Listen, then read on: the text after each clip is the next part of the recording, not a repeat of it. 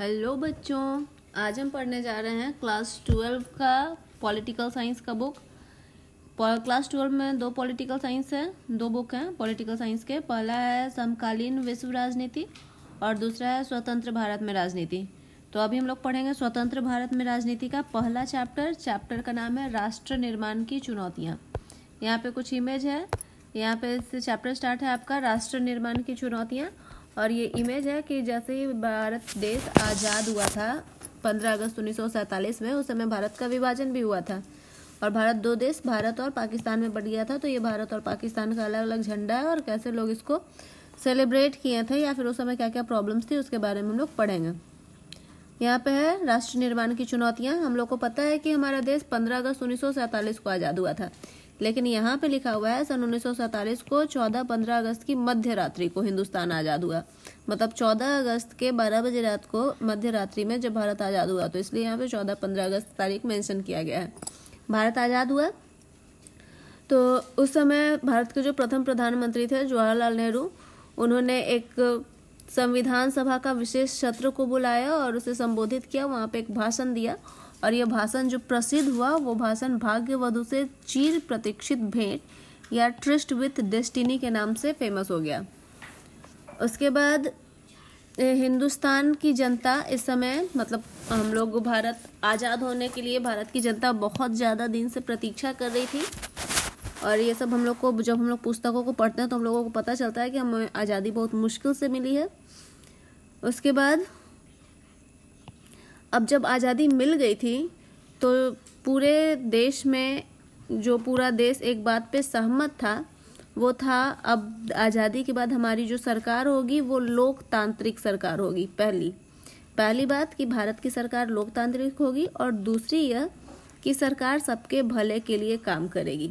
ठीक है, राष्ट्र के सारे लोग इन दो बातों पे सहमत हो गए थे कि क्या करना है, भारत में लोकतांत्रिक सरकार रखना है और क्या करना है कि सबके भले के लिए काम करना है।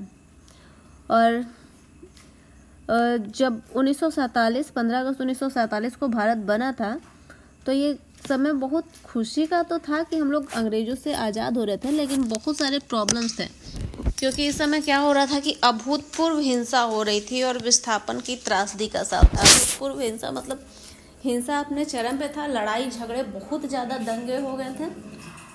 और क्या हो रहा था कि विस्थापन झेलना पड़ रहा था, लोगों को एक जगह से दूसरी जगह छोड़ के जाना मजबूरी हो गया था और उस समय बहुत ज़्यादा लोगों के साथ परेशानी हुई थी। उसके बाद हम लोग यहाँ पे देखते हैं कि ये लिखा हुआ है 15 अगस्त 1947, लाल किले की प्राचीर से भाषण देते प्रधानमंत्री जवाहरलाल नेहरू। ये उस समय का फोटो है जब 15 अगस्त 1947 को भारत आज़ाद हुआ था। तो लाल किला के प्राचीर से जवाहरलाल नेहरू भाषण दे रहे थे और यहाँ पर इतनी सारी जो भीड़ नज़र आ रही है ये जनता है उनके भाषण को सुनने के लिए। फिर उस समय का पेपर कटिंग, जब भारत आज़ाद हो रहा था उस समय 14 अगस्त 1947 के दिन में महात्मा गांधी जो थे वो कलकत्ता में थे और वहाँ से उन्होंने वक्तव्य दिया था। उसका कुछ झलक है। कल हम अंग्रेजी राज की गुलामी से आज़ाद हो जाएंगे, लेकिन आधी रात को भारत का बंटवारा भी होगा, इसलिए कल का दिन हमारे लिए खुशी का दिन होगा और गम का भी। मतलब आज़ादी हमें सिर्फ आज़ादी नहीं दे रहा था, हमारे देश का बंटवारा भी दे रहा था, तो इसलिए खुशी के साथ लोगों को बहुत दुख भी हो रहा था। अब जब भारत आज़ाद हो गया तो हमारे देश में बहुत सारी चुनौतियां थी। इन चुनौतियों को मुख्यतः 3 भागों में बांटा गया था, जिसमें पहली मुख्य चुनौती थी भारत को एकता के सूत्र में बांधना। क्यों भाई, भारत को एक करने का क्या ज़रूरत था? क्योंकि भारत विविधताओं का देश था, अनेकताओं का देश था। कैसे?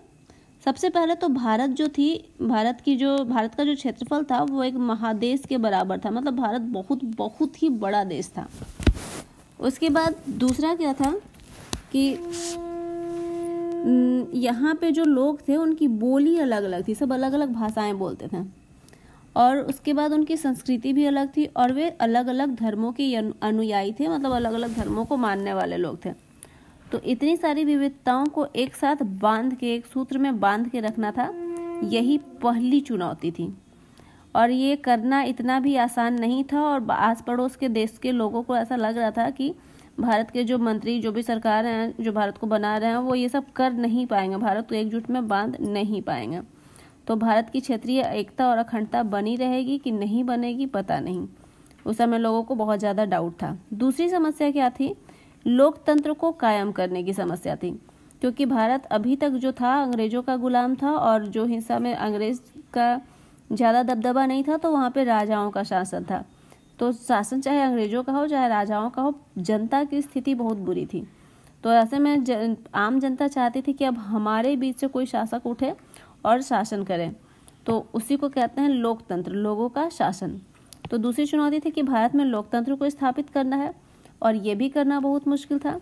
तो इसके लिए संविधान के में मौलिक अधिकार की रचना की गई, जिसमें सभी नागरिकों को मतदान का अधिकार दिया गया ताकि भारत में लोकतंत्र की स्थापना सुनिश्चित हो सके।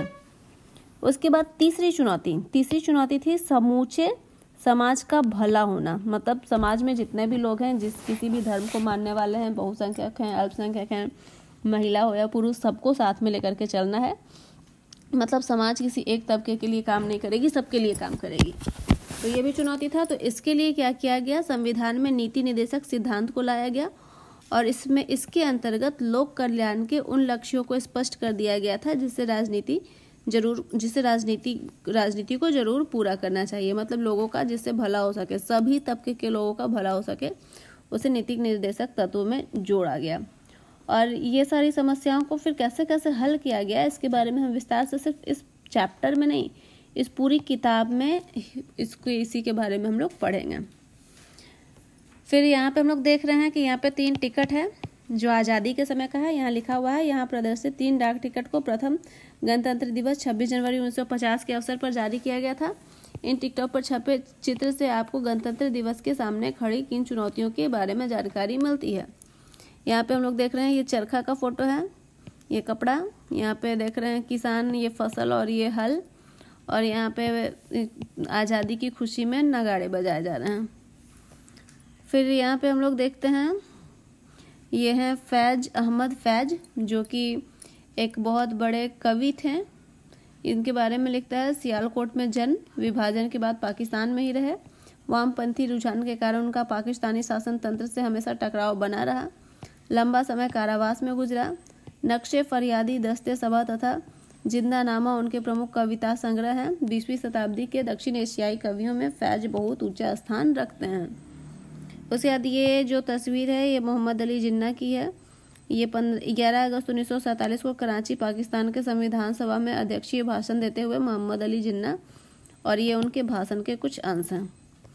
फिर आगे हम लोग देखते हैं ये है अमृता प्रीतम, जो पंजाबी पत्रिका की बहुत बड़ी कवित्री, कथाकार और साहित्यिक और ये कवित्री और कथाकार थी, और इनके नाम बहुत सारी उपलब्धियां हैं जैसे कि पद्मश्री और ज्ञानपीठ पुरस्कार, और इन्होंने जीवन भर पंजाबी साहित्य पत्रिका नागमणि का संपादन किया था।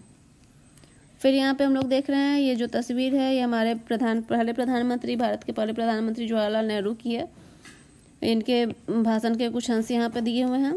इसके बाद विभाजन, विस्थापन और पुनर्वास, ये समस्या था, इसको कैसे दूर किया गया। विभाजन क्या था कि 14-15 अगस्त 1947 को जब भारत ब्रिटिश इंडिया, जो भारत अभी तक था वो ब्रिटिश इंडिया को कहा गया था, जब ये टूटा तो भारत और पाकिस्तान 2 भागों में टूट गया। इसी को कह रहा है विभाजन।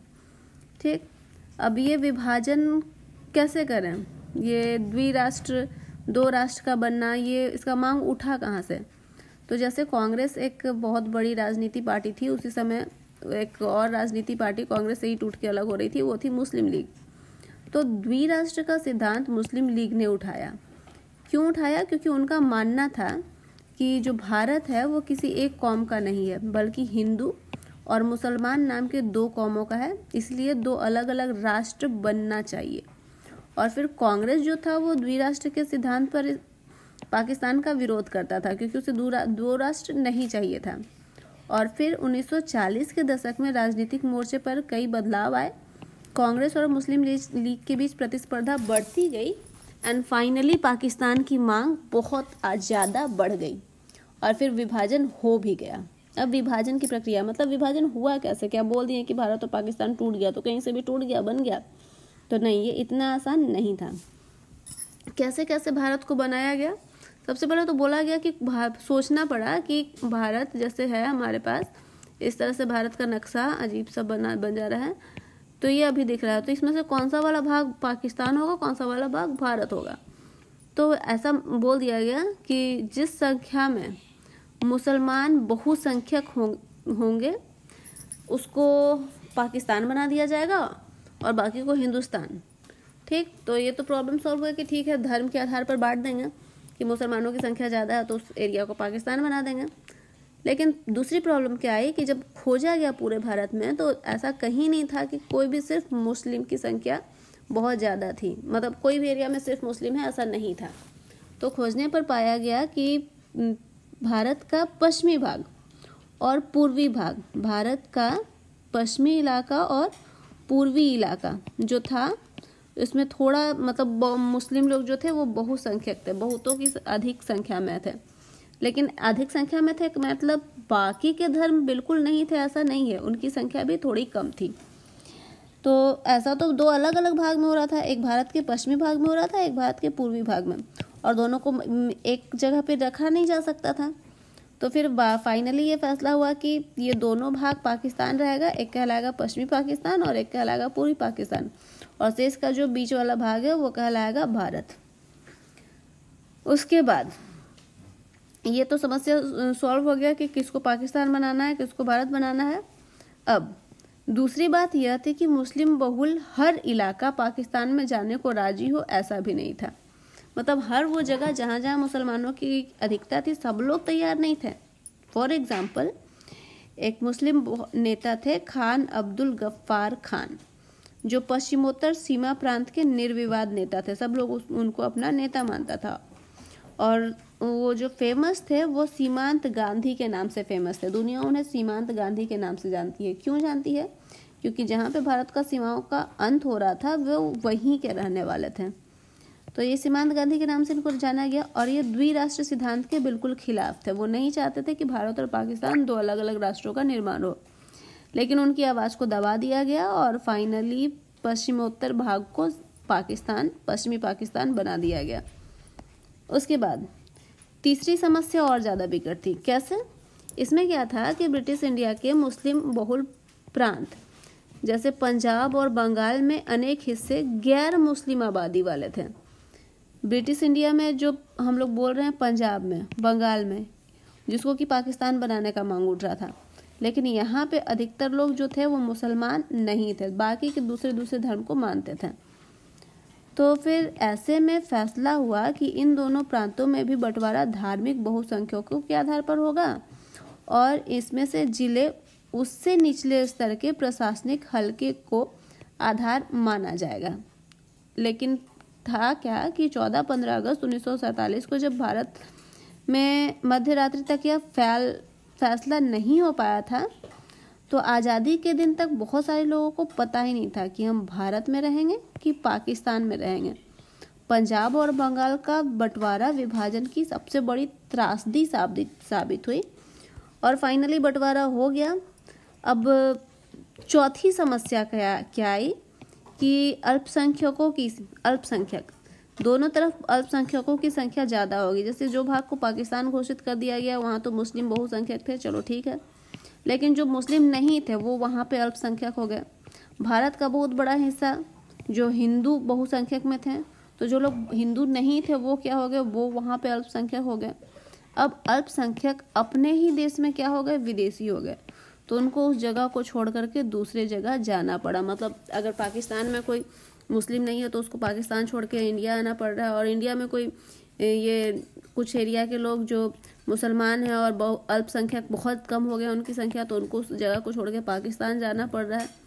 तो फिर यहाँ पे प्रॉब्लम हो गया और यहाँ से विस्थापन शुरू हुआ, लोग अपने अपने जगह को छोड़ करके जाने लगे। तो जब विस्थापन शुरू हुआ तो ये विस्थापन का दौर, मतलब एक जगह से छोड़ के दूसरी जगह जाने का दौर, बहुत प्रॉब्लम था। ये शरणार्थी इन लोगों को बढ़ना पड़ा। अब हम लोग देख रहे हैं कि यहाँ शरणार्थी ट्रेन में भर भर के क्या कर रहे हैं, जा रहे हैं।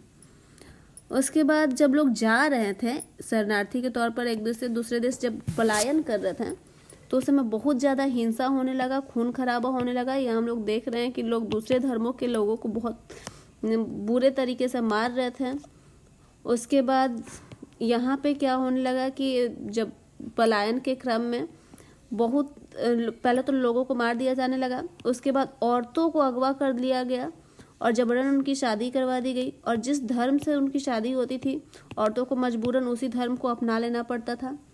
तो फाइनली लोग इससे बचने के लिए अपने ही घर की बहू बेटियों को जान से मार देने लगे, और बहुत सारे बच्चे अपने माँ बाप से बिछड़ गए, लोग बेठिकाना हो गए, सबको शरणार्थी शिविर में डेरा लेने लगना पड़ा।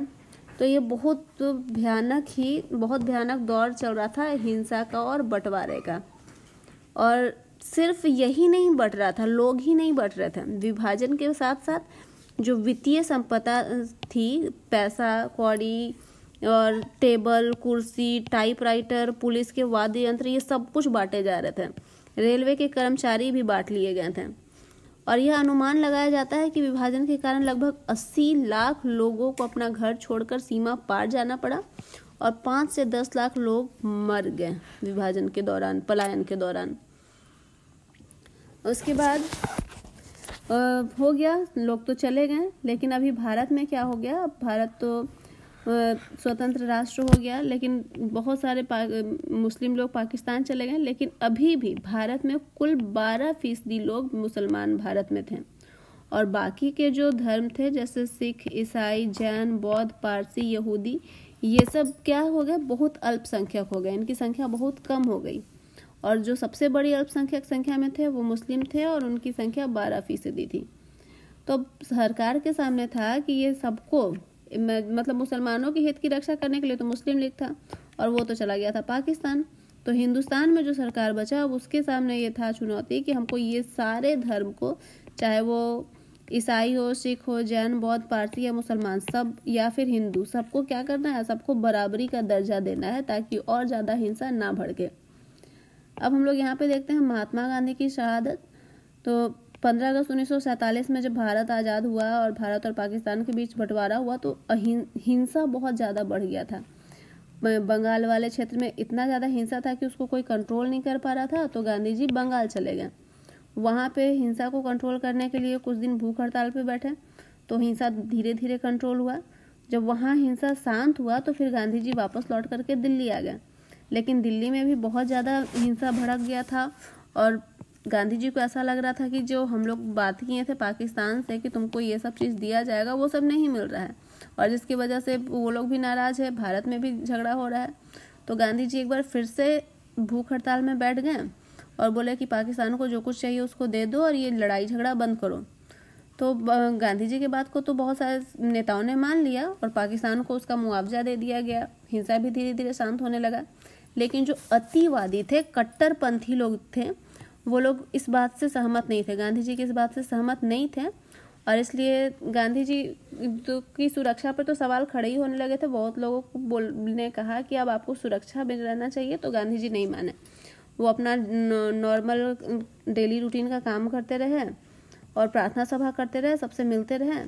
तो उसी दौरान क्या हुआ कि 30 जनवरी 1948 को एक अतिवादी हिंदू, मतलब कट्टर हिंदूपंथी था, एक व्यक्ति जिसका नाम था नाथूराम विनायक गोडसे, उसने गांधी जी पर 3 गोलियां बरसा दी और गांधी जी की मृत्यु हो गई। फिर धीरे धीरे हिंसा शांत हुआ और फिर देश थोड़ा आया रास्ते पे। अब ये तो प्रॉब्लम था, विभाजन त्रासदी हो गया जो भी था, विभाजन विस्थापन ये हुआ। अब था प्रॉब्लम, नेक्स्ट प्रॉब्लम था राजवाड़ों का विलय। मतलब भारत में एक तो ऐसा कुछ हिस्से तो ऐसे थे जहाँ पे डायरेक्टली ब्रिटिश लोग का शासन था, तो ब्रिटिश प्रभुत्व वाले संघ कहलाते थे। दूसरे जहाँ पे देसी राजवाड़े थे, तो देसी राजा लोग जहाँ पे शासन करते थे वो उस एरिया पे अब नियंत्रण स्थापित करना था। तो जो व्यक्ति इतने लंबे समय तक राजा रह चुका है वो किसी के अंडर में काम कैसे करेगा। तो और भारत में राजवाड़ों की संख्या काफ़ी ज़्यादा थी, अब उसको मिलाना था तो ये काफ़ी बड़ी समस्या हो गई। भारत में कुल 565 राजवाड़े थे, और जब अंग्रेज जब भारत छोड़ के जा रहे थे तो उन्होंने कहा कि ये सारे राजे भी स्वतंत्र हो रहे हैं और उनके सामने 3 ऑप्शन है, या तो वो भारत में मिल जाएं, या पाकिस्तान में मिल जाएं, या अपना स्वतंत्र अस्तित्व रखें, मतलब या स्वतंत्र राष्ट्र बन जाएं। ठीक, अब इतने सारे अगर राजा लोग हैं 565 और हर लोग अगर स्वतंत्र होने लगे तब तो भारत छोटे छोटे टुकड़ों में बंट जाता। तो फिर ऐसे में उठ करके आते हैं हमारे पटेल जी, सरदार वल्लभ भाई पटेल, और फिर सबको मिलाने का काम करते हैं। तो अगर ये शुरू में आसानी से मिल जाते तो प्रॉब्लम नहीं था, लेकिन प्रॉब्लम कहाँ से शुरू हुआ? बहुत सारे राजा तो बातचीत करके मिल गए, बट सबसे पहले प्रॉब्लम शुरू हुआ त्रावणकोर के राजा से। त्रावणकोर का राजा बोलता है कि हमको अपना आज़ाद देश चाहिए, हम भारत में नहीं मिलेंगे। जब वो ऐसे बोल दिया तो उसके दूसरे ही दिन हैदराबाद का निजाम उठा, वो बोला कि हम भी नहीं मिलेंगे। और उस समय हैदराबाद का निजाम पूरे दुनिया भर में सबसे अमीर आदमियों की गिनती में आता था। उसके बाद में भोपाल का नवाब उठा, बोला हमको भी शामिल नहीं होना है तुम्हारे साथ। तो ये एक एक करके प्रॉब्लम आ रहा था और सरकार ये बिल्कुल भी नहीं चाहती थी कि भारत छोटे छोटे टुकड़ों में बटे। तो ये रिस्पॉन्सिबिलिटी सरदार पटेल को दी गई, सरदार वल्लभ भाई पटेल को, कि आप जाइए और सबको समझाइए और सारे राजवाड़ों को भारत में मिलाइए। नहीं मिलाएंगे तो भारत टुकड़ों में बट जाएगा, क्योंकि उड़ीसा में उस समय 36 राजवाड़े थे, छत्तीसगढ़ में 15 थे, सौराष्ट्र में 14 बड़े बड़े थे और 119 छोटे राजवाड़े थे। तो ये तो प्रॉब्लम था, इतना छोटा छोटा टुकड़ा में तो भारत को बांटना नहीं था। तो इसके लिए क्या किया गया कि कुछ पहले तो बातचीत किया गया और राजवाड़ों को भारतीय संघ में मिला लिया गया। पहले बातचीत से उनको समझा करके और फिर मिला लिया गया। ठीक है, तो बहुत सारे लोग राजवाड़े तो शांति से मिल गए, भारतीय संघ में एकदम आसानी से मिल गए, कोई दिक्कत नहीं। और मिले तो एक सहमति पत्र पर हस्ताक्षर किए और मिल गए। और ये जो सहमति पत्र था इसको बाद में इंस्ट्रूमेंट ऑफ एक्सेशन कहा जाने लगा। मतलब राजवाड़ों का भारत में जो विलय हुआ, जिस सहमति पत्र पर हस्ताक्षर हुआ, उस पत्र को इंस्ट्रूमेंट ऑफ एक्सेशन कहा जाने लगा। उसके बाद यहाँ तक तो प्रॉब्लम ठीक, लेकिन कुछ राज्य थे जो नहीं मिले, जैसे जूनागढ़, हैदराबाद, कश्मीर और मणिपुर। ये भारत में मिल नहीं रहे थे और इनको मिलाना बड़ा मुश्किल था। तो फिर धीरे धीरे उनको मिलाया गया। इसमें से कश्मीर का विलय जो है, इसके बारे में हम लोग चैप्टर 8 में पढ़ेंगे। अब यहाँ पे हम लोग देखते हैं, ये हैदराबाद के निजाम के साथ सरदार पटेल, ये सरदार पटेल, ये हैदराबाद, ये निजाम लोग के साथ में है। और फिर यहाँ पे ये है सरदार पटेल पे एक स्टैम्प टिकट है, ये उनके बारे में है कि वो क्या क्या थे। आज़ादी के आंदोलन के नेता थे, कांग्रेस के नेता थे, महात्मा गांधी के अनुयायी थे, स्वतंत्र भारत के उप प्रधानमंत्री थे, प्रथम गृह मंत्री थे, देसी रियासत को भारत संघ में मिलाने में महत्वपूर्ण भूमिका निभाई, मौलिक अधिकार, अल्पसंख्यक, प्रांतीय संविधान आदि से संबंधित संविधान सभा की महत्वपूर्ण समितियों के ये सदस्य भी रहे हैं। अब हम लोग देखते हैं हैदराबाद को भारत में कैसे मिलाया गया। तो हैदराबाद की रियासत जो थी वो काफ़ी बड़ी थी और वो भारत में मिलना नहीं चाहती थी। ठीक, हैदराबाद का जो शासक था उसको निजाम कहा जाता था और वो दुनिया के सबसे अमीर लोगों में शुमार था। मतलब वो काफ़ी ज़्यादा अमीर था और वो सीधे बोल दिया कि हमको क्या करना है, हमको स्वतंत्र राष्ट्र बना के रहना है, हमको ना भारत में जाना है ना पाकिस्तान में जाना है। लेकिन जब पता किया गया वहाँ के लोगों के बारे में तो पता चला कि यहाँ के लोग नहीं चाहते हैं निजाम के साथ रहना, क्योंकि निजाम उन पर बहुत ज़्यादा अत्याचार करता है और लोग उससे अलग होना चाहते हैं। और इसके लिए वो क्या कर दिए, आंदोलन कर रहे थे। वहाँ के जो स्थायी निवासी थे, जो निजाम के अंतर्गत आते थे, वो लोग निजाम का आंदोलन कर रहे थे, निजाम के खिलाफ। और इसमें महिलाओं पर उन पर बहुत ज़्यादा जुल्म होता था, इसलिए महिलाएं भी इस आंदोलन में कूद पड़ी, वो भी निजाम के खिलाफ खड़ी हो गई। तो इनके आंदोलन को दबाने के लिए निजाम ने एक अर्धसैनिक बल बना रखा था। इस अर्धसैनिक बल को रजाकार कहा जाता था और ये बहुत अत्याचारी होते थे, बहुत ज़्यादा लोगों पे जो गैर मुसलमान थे, मुसलमान नहीं थे, उन पे बहुत ज़्यादा अत्याचार करते थे। तो फिर उनसे निपटने के लिए भारतीय सेना को भेजा गया। भारतीय सेना सितंबर 1948 में भारतीय सेना को भेजा गया और फिर हैदराबाद पे कब्जा कर लिया गया। मतलब हैदराबाद की स्थिति को सामान्य किया गया और फाइनली वहाँ के निजाम ने आत्मसमर्पण कर दिया और फिर हैदराबाद भारत का एक अंग बन गया। ठीक, ये था हैदराबाद का विलय। फिर मणिपुर का विलय।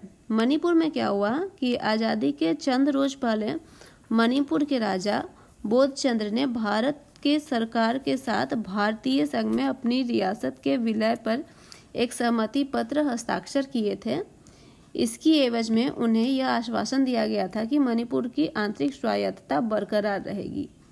जनमत के दबाव में महाराजा ने 1948 के जून में चुनाव करवाया और चुनाव के फलस्वरूप मणिपुर की रियासत में संवैधानिक राजतंत्र कायम हुआ। और मणिपुर भारत का पहला भाग है जहां सार्वभौम वयस्क मताधिकार के सिद्धांत को अपनाकर चुनाव हुए। और इसमें है कि लोग मान रहे थे कि ये लोग मिलना नहीं चाहते थे, पर भारत ने उस पर दबाव बना के उसे अपने में मिला लिया, जबकि वहाँ की जनता ऐसा नहीं चाहती थी। जबकि हैदराबाद की जनता भारत में मिलना चाहती थी, वहाँ का शासक नहीं। और मणिपुर में शासक तो मिल गया, बट वहाँ की जनता मिलना नहीं चाहती थी, फिर भी उसको मिला लिया गया। एंड देन राज्यों का पुनर्गठन। अब क्या हो गया कि राज्य तो बन गए, ये लोग आकर के मिल भी गए। कौन लोग आके मिल गए? ये राजवाड़े लोग आकर के भारत में मिल गए, कैसे भी करके, छल बल से जैसे भी मिलाना था मिला लिए उनको। अब बोला गया कि भारत देश में अलग अलग राज्यों का निर्माण होना है, तो किस आधार पर हम लोग भारत देश में छोटे छोटे राज्यों का निर्माण करें।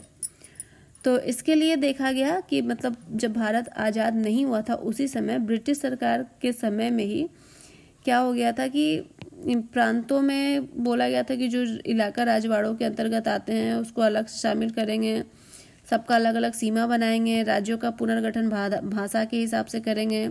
1920 में पुनर्गठन आयोग भी बना लिया गया। लेकिन जब भारत आज़ाद हुआ और इतना ज़्यादा हिंसा हुआ तो नेताओं को लगा कि नहीं, भाषा के आधार पर राज्यों का बनना सही नहीं है, तो ये गलत निर्णय है और हम लोग अगर राज्य निर्माण करेंगे तो भाषा के आधार पर नहीं करेंगे। लेकिन मद्रास के लोग जो थे वो तेलुगु भाषी क्षेत्रों में, मतलब मद्रास में जो भी तेलुगु भाषी क्षेत्र था वहाँ पे विरोध बढ़ रहा था। वो लोग का कहना था कि हम लोग को भाषा के आधार पर ही राज्य अलग चाहिए, क्योंकि मद्रास वाले, तेलुगु वाले और तमिल वाले आपस में उनका नहीं बनता था और वो लोग दोनों अलग अलग राष्ट्र की अलग अलग राज्य की मांग कर रहे थे। और हमारी सरकार जो थी वो भाषा के आधार पर राज्य निर्माण करना नहीं चाहती थी। तो इसके विरोध में कांग्रेस के एक दिग्गज नेता थे पोट्टी श्रीरामुलु, वो अनिश्चितकालीन हड़ताल पर बैठ गए, फिर भी बात नहीं माना किसी ने उनका। तो हड़ताल के दौरान 26वें दिन में उनकी क्या हो गई, मृत्यु हो गई। और जैसे ही उनकी मृत्यु हुई तो ये जो आंदोलन था वो बहुत ज़्यादा हिंसक रूप ले लिया। बदले में गोली भी चलाना पड़ा, और भी लोग घायल हुए, और भी लोग मरे, और सरकार को अपना घुटना टेक देना पड़ा 1952 में। और फाइनली ये फैसला ले लिया गया कि आंध्र प्रदेश नाम से अलग राज्य बना दिया जाएगा। उसके बाद हो गया बंटवारा, हो गया राज्य का भाषा के आधार पर। और फिर ये नया फोटो हम लोग देख रहे हैं। और इसके बाद क्या हुआ कि 1953 में राज्य पुनर्गठन आयोग बनाया गया और 1956 में राज्य पुनर्गठन अधिनियम पारित हुआ। और इस अधिनियम के आधार पर 1956 में क्या हुआ, पुनर्गठन अधिनियम पारित हुआ और इसके आधार पर 14 राज्य और 6 केंद्र शासित राज्य बना दिए गए।